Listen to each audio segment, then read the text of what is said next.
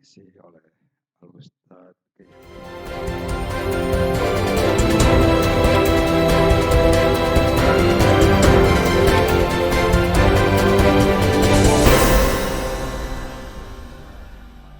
macam informasi yang akan disampaikan oleh Al-Ustadz. Semoga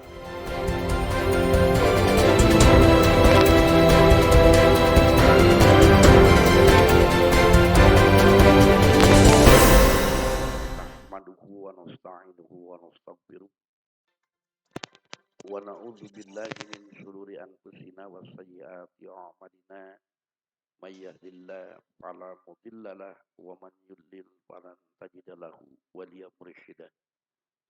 Asyhadu an la ilaha illallah wahdahu la syarikalah wa asyhadu anna Muhammadan abduhu wa rasuluh amma ba'd. Ikhwatul iman yang sama-sama mengharap ridho Allah Subhanahu wa taala. Alhamdulillah malam hari ini kita kembali berkumpul untuk sama-sama mendalami salah satu sabda Rasulullah sallallahu alaihi wasallam. Ikhwatul iman yang berbahagia, sebagaimana yang kita maklumi bersama bahwa manusia dalam menjalani hidup dan kehidupannya itu memerlukan adanya aturan.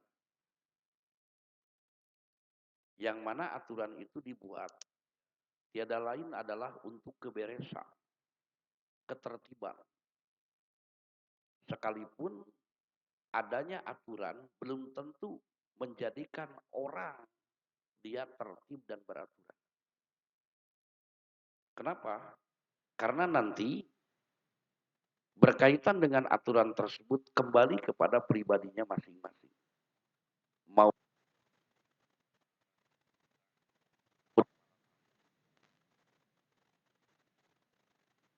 di kericuhan, ketika terjadi ketidakberesan, bukan berarti tidak adanya aturan. Namun dikarenakan faktor manusia tidak mau mengerjakan aturan. Hanya yang jelas, dengan adanya aturan, itu akan terwujud keberesan. Sekalipun aturan tersebut satu saat akan ada perubahan sesuai dengan kondisi tempat di mana mereka berada. Dan aturan itu sangat jelas, sehingga mudah untuk dikerjakan. Di mana aturan-aturan tersebut dibuat untuk mengikat manusia, agar dalam setiap gerak dan langkahnya itu benar-benar dipandu. Untuk apa? Untuk mewujudkan kemaslahatan. Adanya aturan itu tentu saja tidak terlepas dengan keberadaan manusia itu sendiri. Di mana dengan aturan itu, karena manusia mempunyai akal.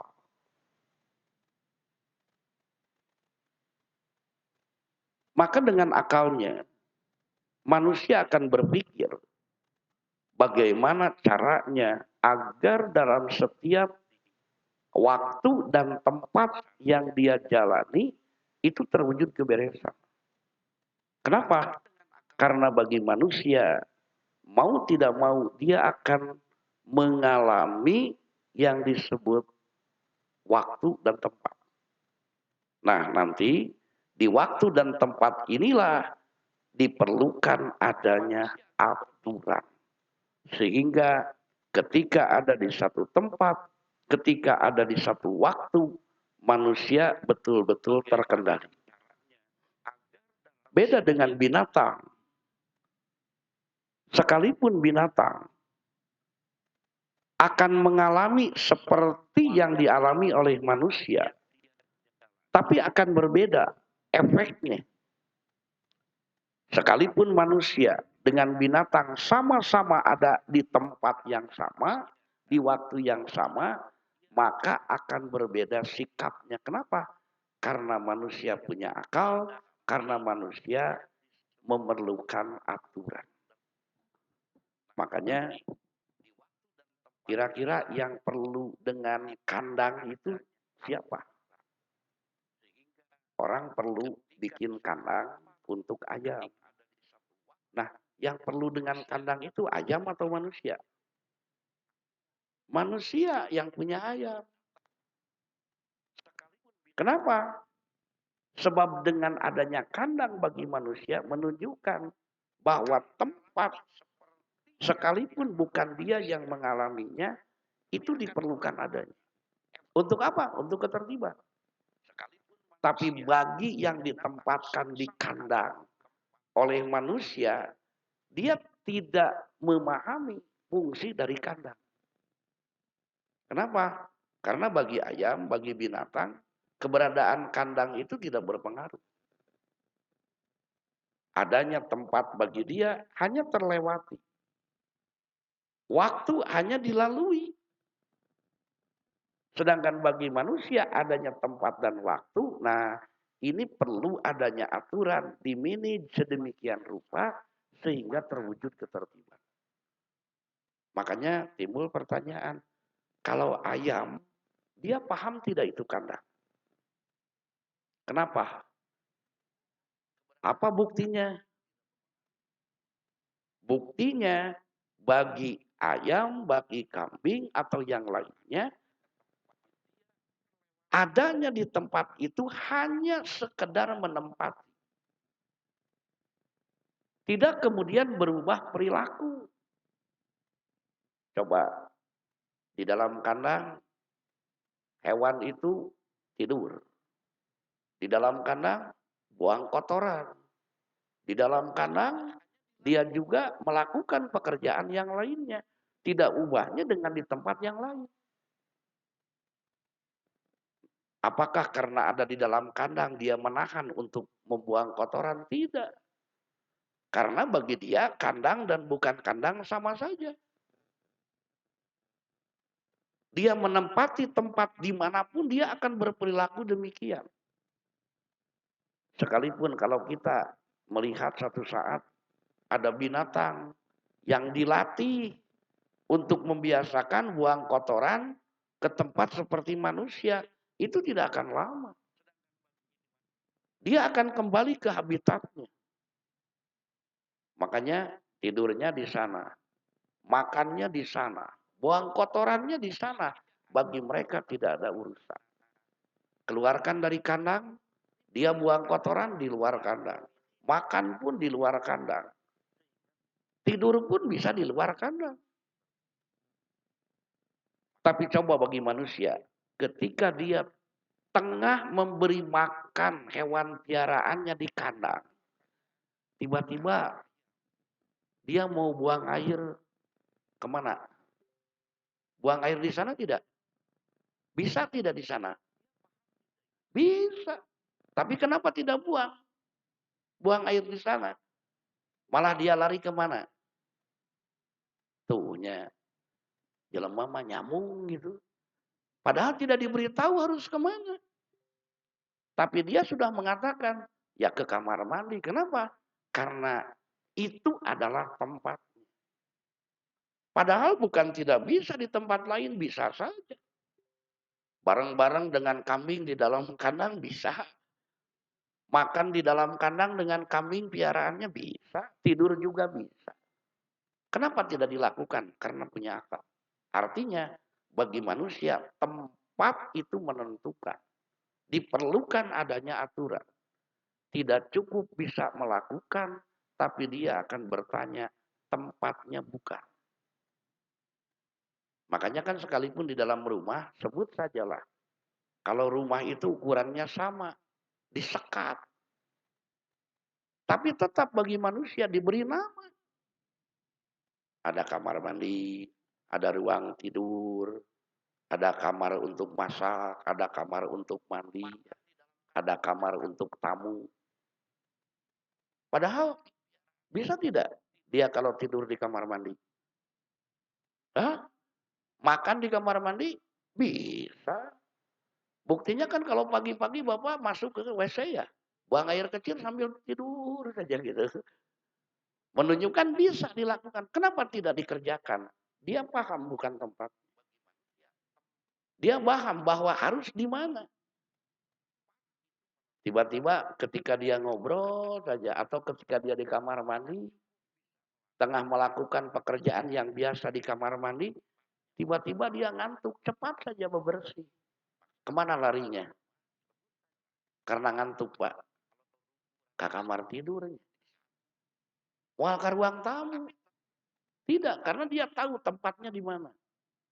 Nah, untuk binatang tidak demikian. Gayem we gitu kan. Sedang memamah makanan, tidur saja di sana, tidak pindah. Mau buang kotoran juga di sana. Menunjukkan untuk binatang itu waktu hanya sebatas ditempati. Di mana? Di mana saja tempat itu. Bagi manusia tidak cukup ditempati. Karena ada aturan yang tadi, dengan mudah dia menggunakan berbagai tempat sesuai dengan keberadaan. Demikian pula dengan waktu. Bagi manusia waktu itu tidak hanya terlewati. Tapi waktu itu dimanage, diatur sedemikian rupa.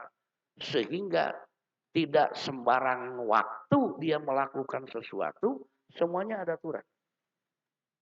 Makan saja coba pagi-pagi sudah diatur sarapan, makan siang, makan malam, jangan lebih dari jam 7 gitu kan. Artinya di-manage sedemikian rupa. Padahal kan bisa saja makan jam berapa saja, Pak.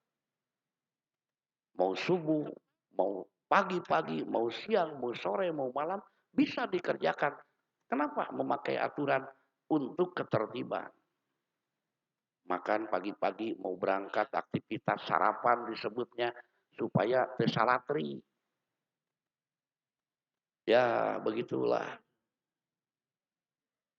Istirahat kerja, sudah lelah, memeras otak, tenaga. Dia selingi dulu, makan siang. Energi terbuang, harus terganti. Seiring berjalan waktu, masuk di malam. Dia atur. Perlu asupan energi, dia makan. Pokoknya lewat dari jam 8 sudah jangan makan. Sebelum jam 8 makan. Diatur. Coba kambing, Pak. Jam sabaraha daharna. Kambing itu dia makan. Jam 11 malam dia terus mengeluarkan suara, mengembik terus. Masukkan saja rumput, jemper. Berhenti. Artinya tidak ada waktu. Nah, makanya bagi manusia itu waktu itu sangat menentukan sikap. Sehingga tempat dan waktu akan mempengaruhi perilakunya. Itulah aturan. Kan ada ya, waktu itu ada pagi, ada siang, ada sore. Kalau sore siang bukan? Siang. Kalau siang itu sore. Hah? Belum tentu. Kenapa? Yang disebut siang mah dari subuh sampai maghrib itu siang. Kenapa saya katakan demikian? Sebab nanti bukan hanya perilaku manusia terkait dengan nalurinya. Tapi juga akan berkaitan dengan apa? Dengan hukum nantinya. Dalam Islam itu kan dibagi dua ya. Tidak ada istilahnya dini hari, tidak ada. Yang ada dalam Islam itu kalau tidak siang, malam. Sudah. Kapan batasannya? Kalau siang itu dari azan subuh sampai maghrib, itu siang. Yang disebut malam dari azan maghrib sampai subuh, itu malam. Makanya nanti sekalipun masih gelap gitu kan, dia tidak akan mengatakan malam. Kenapa? Karena jelas patokan. Kalau subuh itu malam siang, Pak. Malam siang. Siang malam subuh itu. Makanya kalau ada yang mengatakan, aduh sholat subuhnya kesiangan. Bukan kesiangan, dan memang siang dilakukan. Cuman masih gelap. Makanya nanti ketika mulai terang, yang seringkali disebut syuruk, itu adalah batasan akhir sholat subuh. Makanya menyebutkan salat subuh kesiangan bukan kesiangan karena memang siang dilakukannya, cuman di awal. Ya. Nah, ikhwatu iman yang dimuliakan Allah, ini nanti akan berpengaruh. Sekalipun bapak dan ibu bisa melakukannya, karena ada ketentuan aturannya, tidak dikerjakan dan mudah melakukannya. Ketika bulan Ramadan, siang hari itu kita bisa makan. Kenapa tidak? Karena dia tahu bahwa itu tidak boleh dikerjakan. Dan itu mudah. Malam hari silahkan. Dari mulai azan subuh sampai dengan azan maghrib, itulah batasan dilarang seseorang makan. Makanya yang disebut malam itu bukan gelap sebetulnya. Seperti yang disebut siang bukan terang. Ali siang teh caang sanes. Kan? Kenapa? Di antara ciri yang disebut siang itu terang. Tapi tidak setiap yang terang itu adalah siang. Ada siang yang gelap, Pak. Apa? Subuh. Selain subuh ada siang yang gelap. Hah? Ada. Apa? Itu ketika gerhana matahari kan gelap. Makanya tidak disebut malam. Kenapa? Kadang-kadang ketika azan maghrib dikumandangkan masih terang. Tapi sudah malam. Nah inilah yang saya maksudkan tadi. Bahwa ternyata waktu pun bagi manusia itu jadi patokan termasuk berkaitan dengan hukum. Nah oleh karenanya ikhwatu iman yang dimuliakan Allah. Hukum yang dibuat oleh manusia. Apalagi oleh Allah subhanahu wa ta'ala. Semua itu adalah jelas. Dan mudah untuk dikerjakan. Karena sudah jelasnya aturan, Pak. Karena jelasnya aturan, mudah untuk dilakukan. Judi tidak boleh, mudah untuk ditinggalkan. Berbuat baik itu adalah perintah, mudah untuk dikerjakan. Makanya, hukum itu harus pasti. Seperti yang Allah nyatakan melalui Rasulnya. Dalam hadis riwayat Bukhari dan Muslim di sini disebutkan. Hadisnya dari Nu'man bin Bashir. Di mana dia mengatakan bahwa dia mendengar Rasulullah bersabda. Apa? Innal halala bayyinun wa innal harama bayyin. Sesungguhnya yang halal itu jelas. Yang haram itu jelas. Nah, perlu untuk kita ketahui bersama bahwa ternyata yang disebut dengan hukum secara garis besar itu hanya dua. Apa? Yang satu halal, yang satu haram. Di mana yang halal dan haram ini sudah Allah sebutkan. Tinggal kita mengerjakan. Mudah untuk dikerjakan. Kenapa? Karena kepastiannya. Karena kejelasannya. Turun perintah sholat, wajib. Mudah atau susah? Hah? Sholat mudah susah, Pak? Mudah, karena sudah jelas. Saum mudah, karena sudah jelas. Yang halal jelas, yang haram jelas. Nah, hanya nanti yang menjadi kesulitan terkait dengan perkara yang disebut dalam hukum itu apa? Karena antara halal dan haram ini bukan tidak jelas dan sulit mengerjakan atau meninggalkan. Tapi ada sesuatu pada pribadi manusia apa? Yang disebut dengan al-iradatu, keinginan. Nah keinginan inilah yang kadang-kadang menjadi berat.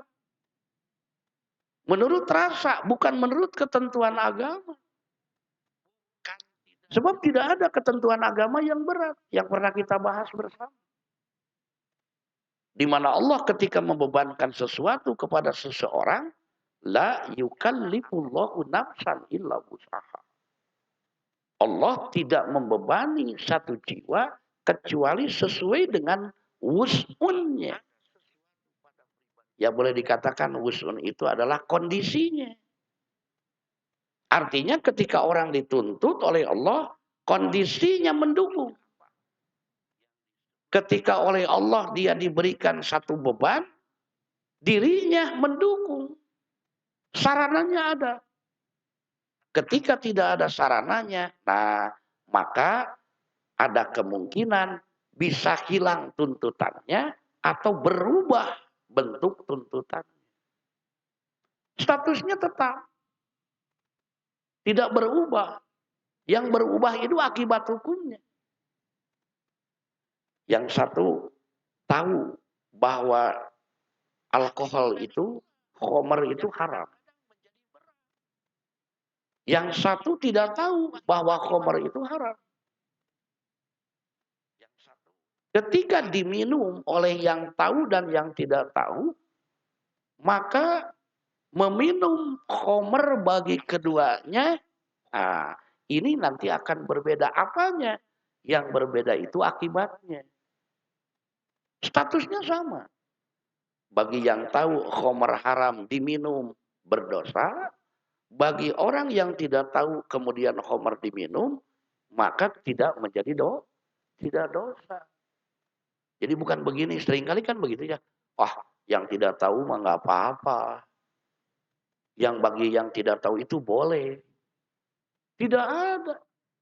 Tetap saja terlarang bagi yang tidak tahu. Contoh yang saya berikan kan, yang kita jalani kan ringan. Itu perbuatan bagi yang tahu, bagi yang tidak tahu. Hah? Bagi yang tahu atau tidak tahu perbuatan itu? Dua nana, Pak. Ya. Tidak ada pengecualian kecuali yang tidak tahu, tidak ada. Yang ada kecuali angkutan kota nomor 3. Nah, itu baru ada. Nah, satu saat ada orang secara aturan kelengkapan berkendara sudah cukup. SIM punya, STNK bawa. Kemudian motornya tidak ada yang apa? Yang bermasalah. Lampunya nyala, helmnya dipakai. Ada lambang perbodan di depannya. Dia masuk saja, Pak. Santai saja masuk. Kemudian dicegat oleh polisi. Nu nanyakeun pangheulana saha? Nu numpak motor. Karena dia percaya diri. Kenapa saya ditangkap? Kenapa saya dihentikan? Motor saya tidak ada masalah. Lampu menyala. Helm saya pakai. STNK punya, SIM punya. Tapi kata polisi, oh, Bapak tahu tidak di sana ada rambu lalu lintas perbodan. Ternyata dia ngomong, perbodan itu apa? Nah ulang pan polisi boga SIM teh nyaho perbodan pan bingung ya. Akhirnya diterima. Ini nih perbodan. Ini untuk pengendara tidak boleh. Oh begitu. Kamu tahu? Tidak tahu, Pak. Ah, polisi apa? Kalau memang jujur kita dengan aturan, polisi tidak akan menilang. Karena tidak tahu. Akhirnya oleh polisi, oke, ini tidak boleh masuk ya. Makanya kamu nanti jangan lewat sini, berputar. Ya Pak, dilepas. 2-3 hari kemudian, motornya sama. Orangnya sama, kelengkapannya sama. Perbuatannya tidak berubah. Dia pakai kendaraan, tapi tidak masuk seperti kemarin. Kemarin kan santai, masuk. Ayo nama, aduh, beureun heula Pak. Perbodan dia, ngan nguriling jauh. Kata polisi, tinggal di kenca polisi asup. Pegat ke polisi teh. Bapak ini tidak tahu ada perbodan? Bukan Pak, tidak tahu ada bapak saya gitu cenah gitu.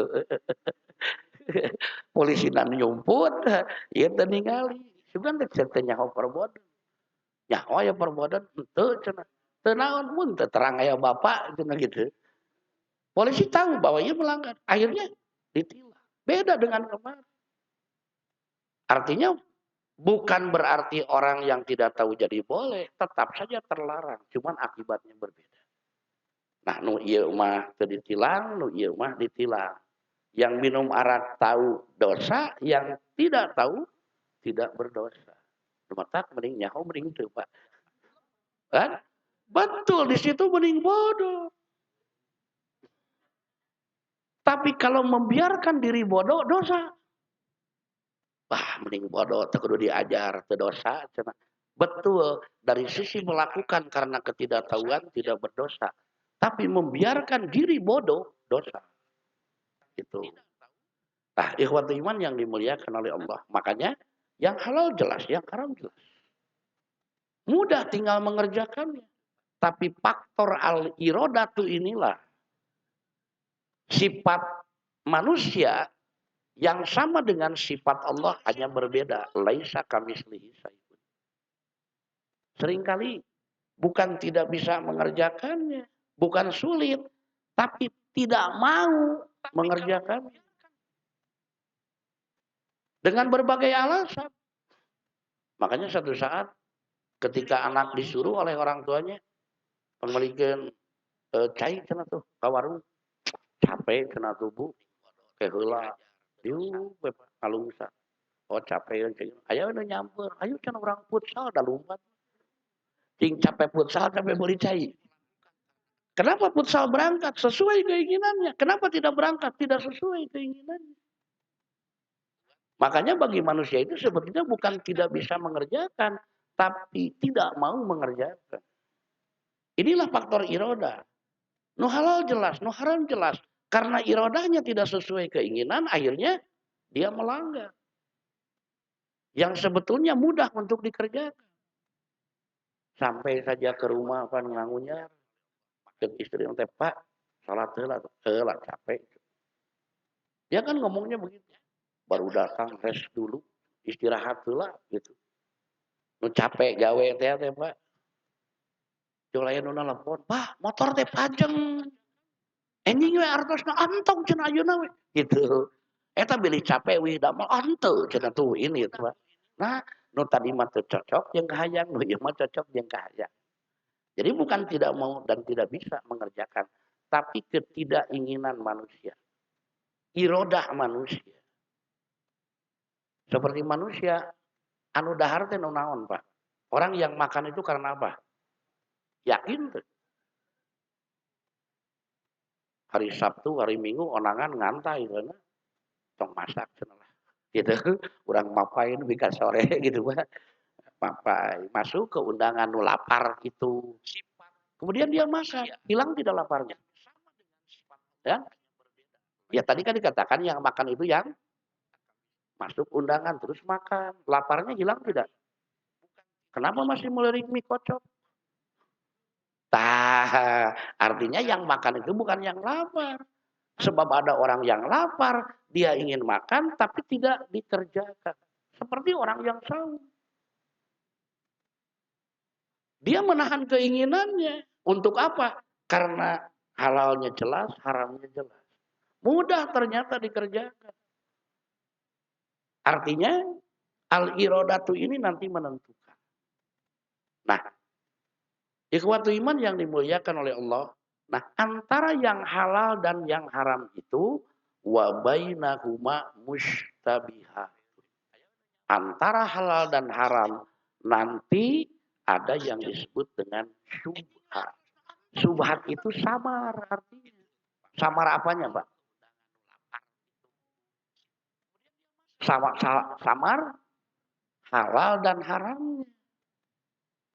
Itu halal haram sama. Nah, makanya kita lihat dulu apa yang disebut halal itu. Yang mana yang disebut haram itu. Nah, pada poin yang ketiga, hadis dari Salman Al-Farisi, dia mengatakan, riwayat Ibnu Majah, Su'ila Rasulullah sallallahu alaihi wasallam anis samni wal jubni wal firoi.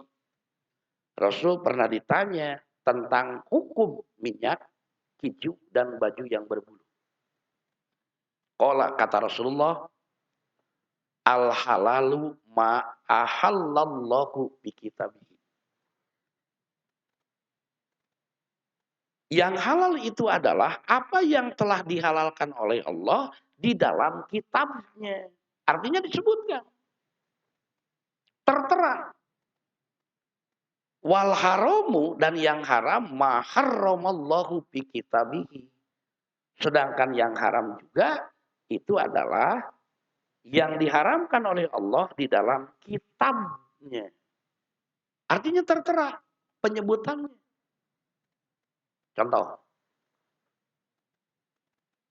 Di dalam surat Al-Baqarah Allah menyatakan di akhirnya haramallahu apa? Ahalallahul bai'a. Allah telah menghalalkan jual beli. Halal jelas. Sambungannya apa? Wa harramar riba dan mengharamkan halalnya jelas jual beli. Haramnya jelas. Jadi tertera disebutkan oleh Allah nu halal jeung nu haram. Posisi seblak di mana, Pak? Ai seblak halal haram. Bukan, iya mah makanya tergantung isinya. Biasa seperti yang biasa. Seblak kerupuk, makaroni gitu. Atau bala-bala we gitulah. Bala-bala halal haram. Aya dina Quran. Ya. Jadi di mana posisinya itu? Sedangkan yang halal tadi disebutkan. Halal itu ma'ahalallahu bi kitabihi. Yang oleh Allah dihalalkan dalam kitabnya. Seperti Allah menghalalkan jual beli. Kemudian yang haram juga disebutkan. Mengharamkan riba. Jelas. Ya posisi sebelah karek di mana, Pak? Gitu. Posisi bala-bala kumaha halal haram. Ayat tuh di Quran. Kumaha tuh pantu disebut gitu. Nah, itu yang dimaksud. Makanya lanjutkan hadisnya. Yang disebut dengan makanan selain yang disebutkan oleh Allah di dalam Al-Quran, inilah yang kemudian wa ma sakata anhu fahuwa mimma afa'an. Yang artinya adalah apa yang Allah biarkan tanpa disebutkan halal dan juga haram, maka itu adalah di antara yang dimaafkan olehnya. Inilah yang kemudian nanti disebut mubah. Naona. Bukan hukumnya. Tapi kondisinya, keadaannya. Dah hukum akan dua. Halal haram nu pokok. Nah ini kondisinya. Keadaannya yang tidak disebutkan oleh Allah dalam Quran. Haram dan halalnya. Nuk itu disebut mubah. Jadi kondisi mubah mah Pak. Hari hukumah halal haram. Gitu. Nah kondisi yang tidak disebutkan inilah yang kemudian nanti disebutnya mubah. Contoh.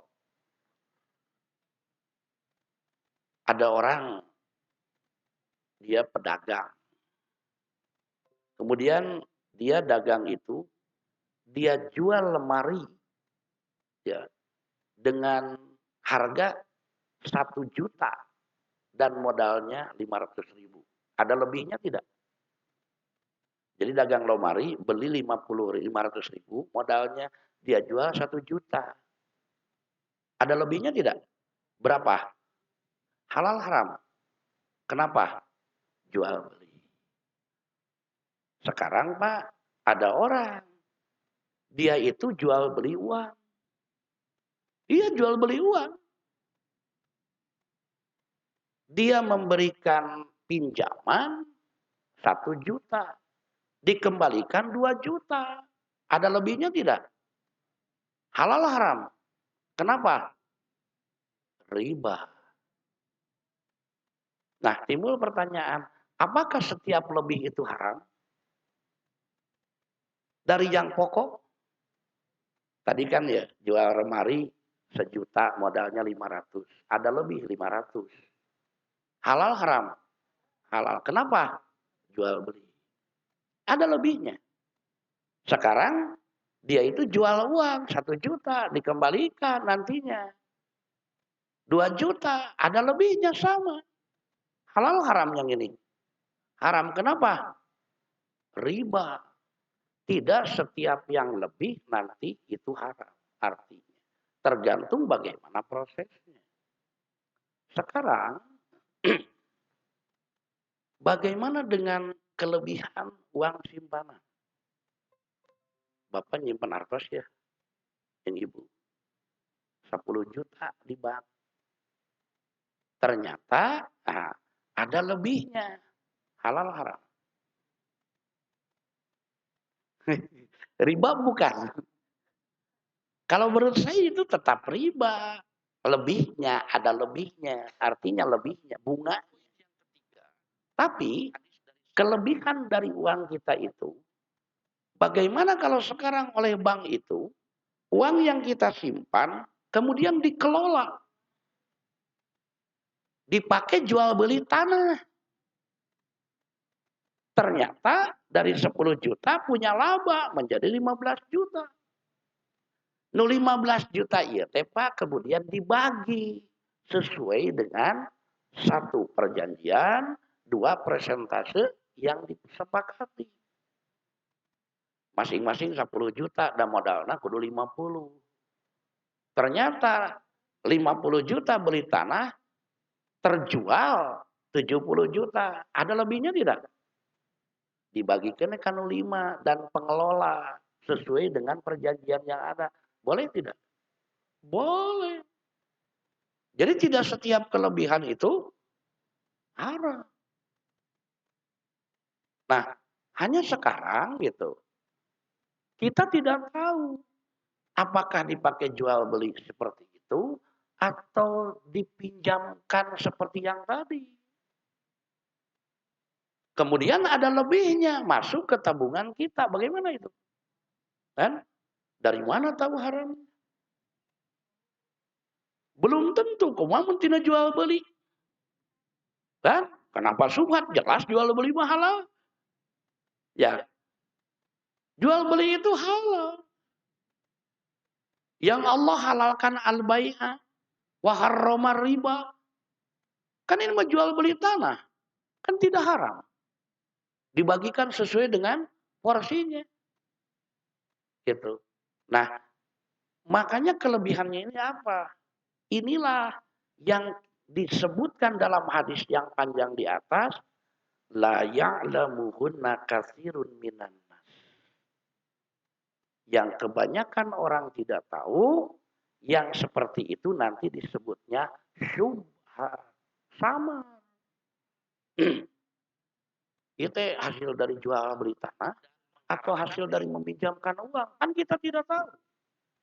Karena bermacam-macam yang dikelola oleh bank itu diinvestasikan oleh mereka. Ada yang di gedung, ada jual beli tanah, ada yang disimpan untuk sewa menyewa bangunan, macam-macam. Termasuk ada orang yang pinjam meminjam uang dengan ada lebihnya yang tadi.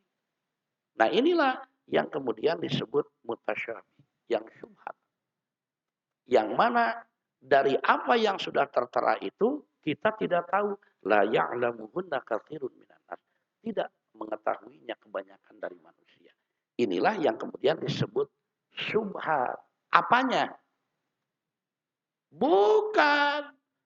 Syubhat apanya? Halalnya dan haramnya. Jadi ragu, samar. Ya teh halal haram. Sebab nanti ada juga yang dipakai jual beli motor. Kalau kita kredit motor, ada lebihnya tidak Pak? Halal haram. Kita cicil motor nih. Setahun, 2 tahun, 3 tahun. Gitu kan? Halal haram. Kan? Jual beli mah naon. Saya kira tidak menjadi persoalan. Baru jadi persoalan kalau Bapak nunggak. Coba kalau tidak nunggak. Ada lebihnya tidak? Kan tidak ada.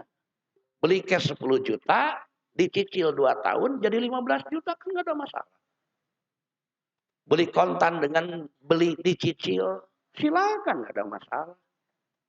Umroh saja ada sekarang yang begitu. Bayar 5 juta, sisanya di talangan, sesuai dengan kesepakatan. Jadi penyelenggara menjual. Kalau tunai 25 juta, kalau dicicil setahun 30 juta. Sekian kali sisanya dibayar. Boleh itu. Apa bedanya dengan jual mun meuli panci 10.000 kontan, mun saminggueun ditagih poe 15.000, kan nggak ada masalah. Gitu. Jadi silahkan. Nah makanya cicil motor juga demikian nanti Pak. Jadi baru ada ribanya terasa itu ketika nunggak. Nunggak sebulan kena penalti sekian. Nah ini yang nanti jadi riba.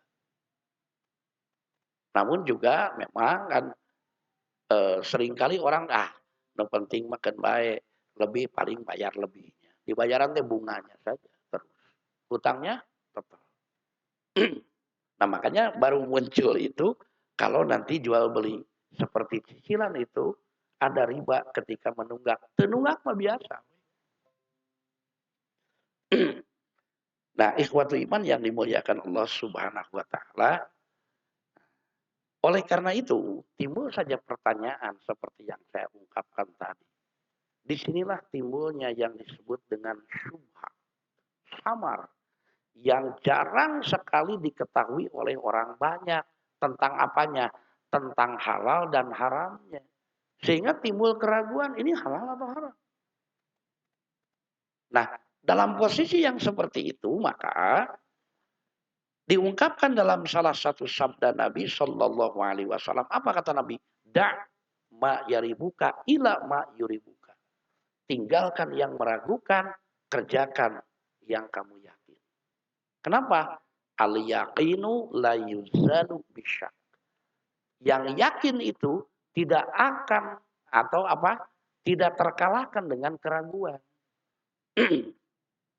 Cuman yang bagaimana kita menentukan yakin tidaknya? Bukan rasa nanti. Pan orang yakin orang mah gitu. Bukan itu. Tapi ada patokannya. Contoh begini. Ketika kita sedang sholat, ya, Allahu Akbar terus berjalan. Timo, saya ini batal atau tidak? Kemungkinan terjadi seperti itu. Samar di sini, ragu. Maka da'ma yaribuka ila ma yuribuka. Tinggalkan yang ragu menuju perkara yang meyakinkan. Cuman yang jadi soal Pak, 2 tilu. Yakin teh 2 tilu.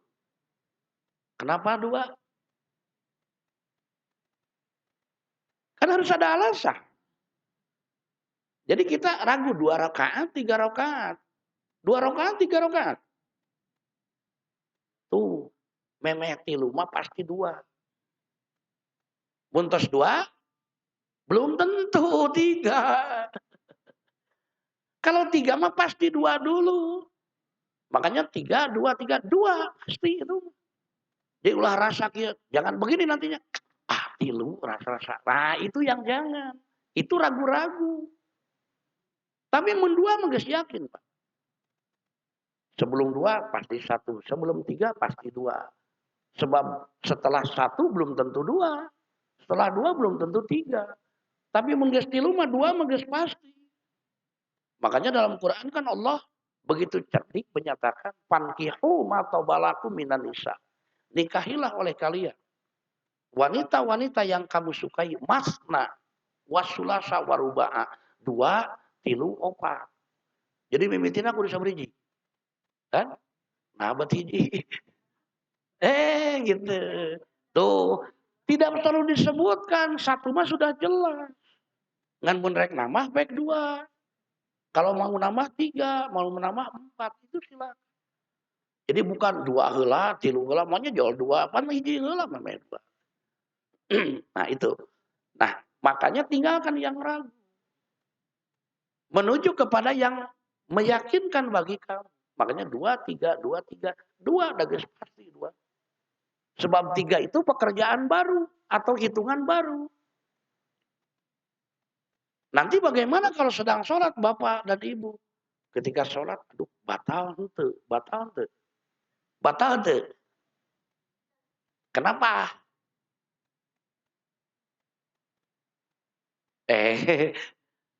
Batal tidak batal. Kenapa tidak batal? Orang yang bertanya seperti itu yakin dia punya wudhu. Mustahil orang bertanya, batal ente, batal tidak. Kalau dia tidak yakin punya wudhu. Iya kan? Jadi batal itu pekerjaan baru. Nu batal mah nu boga wudhu. Tapi mun keur salat, wudhu henteu. Henteu ieu mah. Karena wudhu pekerjaan baru. Makanya kalau ada datang ke rumah orang, tiba-tiba nagih hutang, badai nagih hutang, boga hutang teu urang? Henteu, da nganyuk mah pekerjaan baru. Badai nagih hutang, iraha saya hutang. Ya, karena nganyuk itu pekerjaan baru. Yang pokok tidak punya hutang kecuali ada kwitansi. Ya, oh iya yakin. Makanya ketika ada orang nagih hutang, si urang geus mayar acan nya, geus mayar acan. Acan, yakin boga hutang gitu mah gitu. Mau nyebut geus mayar acan teh yakin boga hutang. Nah, makanya ikhwatu iman yang dimuliakan oleh Allah Subhanahu wa taala, inilah nanti yang disebut dengan syubhat, samar. Samar apanya? Samar hukumnya. Apakah halal atau haram. Nah, makanya di dalam hadis yang panjang di atas, selain hadis yang tadi dinyatakan, kata Nabi, tinggalkan yang ragu. Kerjakan atau menuju kepada yang meyakinkan kamu. Makanya diingatkan oleh hadis yang dinyatakan, pamanit takos syubuhat istabro'a lidinihi wa irdihi. Kata Rasulullah Sallallahu Alaihi Wasallam, barang siapa yang menjaga dirinya dari perkara yang samar, berarti dia telah menyelamatkan agama dan kehormatannya. Kenapa? Karena dia ambil yang yakin. Gitu. Perbandingannya seperti begini. Waman waqa'a fisyubuhat waqa'a fil haram. Kata Rasulullah, barang siapa yang terjerumus dalam wilayah yang samar, maka dia telah terjerumus ke dalam wilayah yang haram. Jadi yang samar itu cenderung kepada melanggar. Halal haram. Samar, cenderung jatuhnya ke haram. Makanya kenapa kata Nabi tinggalkan yang meragukan untuk menuju yang meyakinkan. Karro'i yar'a haulal hima. Digambarkannya di sini seperti pengembala yang menggembala di sekitar daerah yang terlarang. Yushiku ayar ta'apihi. Maka hampir saja dia terjerumus ke dalamnya. Ya jelas, sudah tahu ini kan perbatasan. Pak. Ini punya orang lain, ini punya dia. Dia menyisir di pinggir perbatasan. Itu cenderungnya bukan jatuh dan melebar ke tempat dia, tapi lebih cenderung ke tempat orang lain. Tinggalkan, hindari, jauhi hal-hal yang demikian. Nah, ikhwatu iman yang dimuliakan Allah Subhanahu wa taala. Makanya ada yang bertanya, gitu kan. Kalau demikian, kalau kita nyimpan uang, ada lebihnya, ambil jangan. Karena apa? Tahu cenah. Naon leutik. Tinggal walah 120 juta ya leuwih jasanya.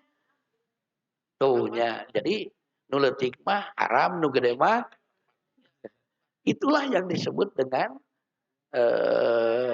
nu gede mah tadi lain haram, lain halal.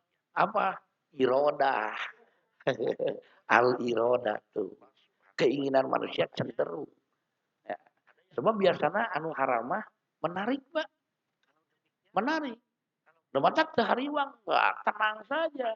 Saya nanti akan bikin konser di neraka, gitu kan. banyak kawan-kawan di sana. Nu keulis, nu karasep, rek nyen konser di neraka. Nah, makanya untuk hal ini seringkali ada yang bertanya, saya diamkan saja. Kenapa? Di bawah kita lihat. Jika tas'alu anil biri wal ismi.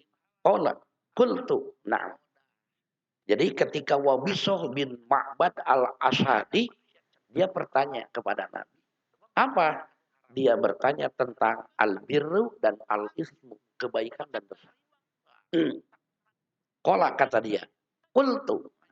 Dia menjawab, na'am. Saya katanya yang bertanya. Qala. Maka Nabi mengatakan, Pajama asobi'ahu padoroba biha sodro wa qala.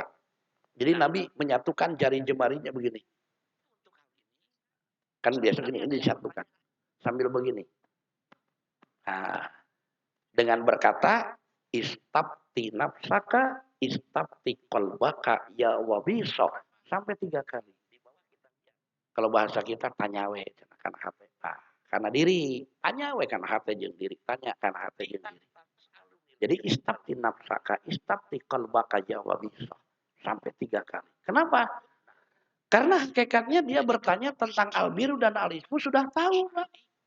Cuman ya tadi al-irodatunya lebih kuat. Pak ini bagaimana lebihnya masukkan? Berapa? 16.000. Sudahlah buang saja. Peminu ieu cenah kumaha? Sabaraha? 26 juta gitu. Duh, bari jeung hayang Pak nu pokoma gitu. Teu dicokot lebar. Artinya punya alasan. Daripada digunakan orang kafir, lebih baik dipakai. Daripada digunakan untuk bikin gereja, lebih baik kita sumbangkan ke masjid. Istabti saja nafsaka. Gitu kan. Jangan tanya orang lain urusan yang demikian. Kenapa? Kata Nabi, al-birru matma'anna ilaihi nafsu watma'anna ilaihi qalbu. Kebaikan itu adalah apa saja yang membuat jiwa atau hati kamu merasa nyaman.